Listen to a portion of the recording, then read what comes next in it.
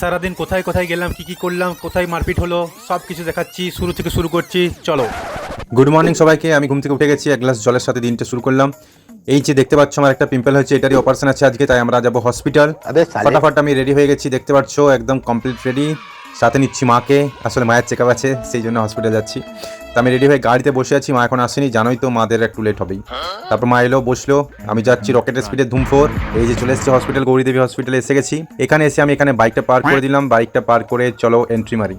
দেখতেই পাচ্ছ হসপিটালে চলে এসেছি, গণেশজিকে প্রণাম করলাম। এখানে আমার কাকুর মেয়ে হেলমেটটা নিয়ে যাচ্ছে, ওইখানকার নার্স, আর আমি এখানে অপেক্ষা করছি। অ্যাপয়েন্টমেন্ট নেওয়া আছে, তাও আমি অপেক্ষা করতে করতে মনে হচ্ছে রিটায়ার হয়ে যাবো।